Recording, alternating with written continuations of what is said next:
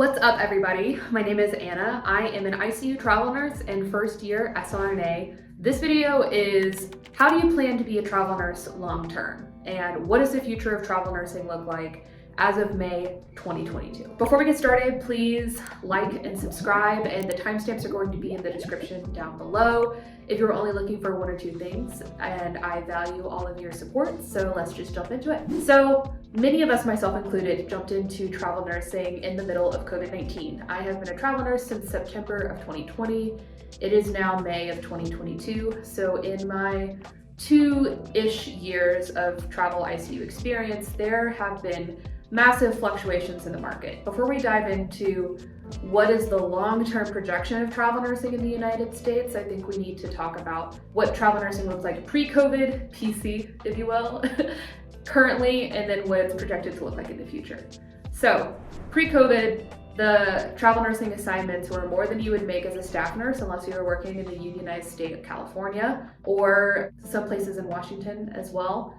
The money was about like $1,500 to $3,000 a week, which averages out to, like, if you were working full time and you'd never take any time off work, about $145,000 a year. That was kind of what it looked like pre-COVID as baseline travel rates go. Many travelers, myself included, have really worked kind of nonstop throughout COVID because the money has been so good, but that's really not sustainable.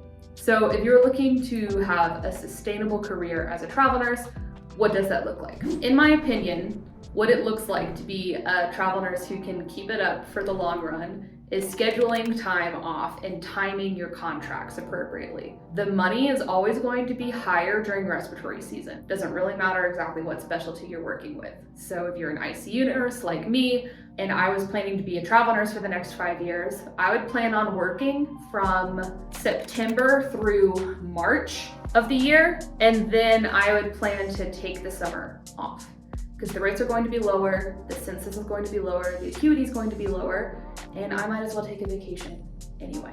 The people who can keep up travel nursing for the long run, many of them take a 3-month contract, 13 weeks, and then they take a month off, and they just kind of cycle that throughout the year. So if you're in a privileged spot so that you can pay for all of your bills within like 6 months of working, personally, I would time it so that you're working during respiratory season and you're taking time off during the summer. That's what I would do if I was working long term as a travel nurse. What are some things that you can do if you are still a staff nurse to make yourself the best prepared for a evolving travel nurse job market? So one thing that you can do is cross-train in multiple specialties as a staff nurse.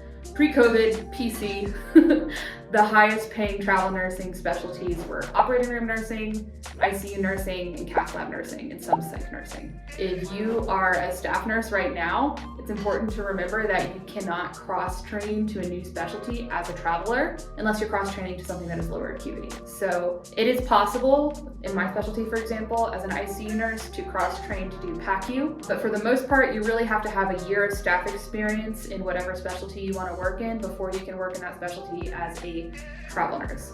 Also, an important thing to note is that you have to have often recent experience within that specialty. So let's say you're a new grad and you know that you want to be a travel nurse in the future and you love reproductive health. Maybe the best thing for you to do would be to get a job in the neonatal ICU, PICU, and then to cross-train to labor and delivery. At that point, you could take PICU jobs, NICU jobs, or mom, baby, or labor and delivery travel jobs. You could take all of it if you're maintaining employment within those different areas, which would be a really great utilization because you could take any of those contracts. Let's say, for an example, that you are an ICU nurse and you know that you want to be a travel nurse in the future. It would be a good idea for you to get cross-trained to do some procedural nursing. So go pick up some shifts in IR, pick up shifts in cath lab, and then do maybe a year of cath lab and then keep a PRN job in the ICU. Then you can apply to ICU jobs, into cath lab jobs, into IR jobs. That just opens up a lot more doors for you, and then you never have to step away from the freedom and flexibility and good money of being a travel nurse to go cross-train in a different specialty. I also would recommend, if you're doing travel nursing or bedside nursing for a longer period of time, to cross-train to specialties that are maybe less physically laborious for your back specifically, so you can really take care of your own body as well. If you're going to be travel nursing for a longer period of time, Maybe having a couple of different skill sets in your pocket would help keep you physically healthy as well. For example, if you are working with adults, maybe cross-training to working pediatric PACU. You're likely not going to hurt your back working in the PACU for pediatrics, something like that, for example. So as a staff nurse, you really have the opportunity to open so many doors for yourself while you are still a staff nurse.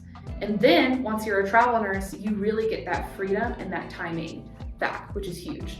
Other things that you can do to prepare yourself for success while you're still a staff nurse preparing to become a travel nurse is to make sure that all of your documents and all of your organization are on point. So make sure that your ACLS and your PALs are in order. Make sure that your NIH is current. Create and establish relationships with your mentors and preceptors so that you have letters of recommendation for when you want to start travel nursing. If you start planning a few months in advance, and right now is a good time to start planning in May of 2022, because the rates are not crazy high right now, but this is a time that you can spend preparing to set yourself up for success. So you can choose to spend the next couple of months really networking with your people who are going to be your references. You can make sure that all of your certifications are in order. Apply for licenses where you want to work. So I love working on the West Coast because they have strong unions there and they have strong labor laws. So apply for your Oregon license, apply for your California license,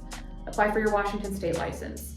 And those take a while to go through. So you can really use this period of time where the rates are not as high to set yourself up for success in the future and to set yourself up for a sustainable future within travel nursing so that you are taking contracts that are going to be really profitable for you and balancing that with time off, which once again, I would work during respiratory season during the winter and take some time off and travel during the summer. Please comment what you would like for me to talk about next. Thank you so much for your support. Check out my blog, it's ReesesRN.com, and check me out on TikTok and Instagram. Thanks for your support. Bye.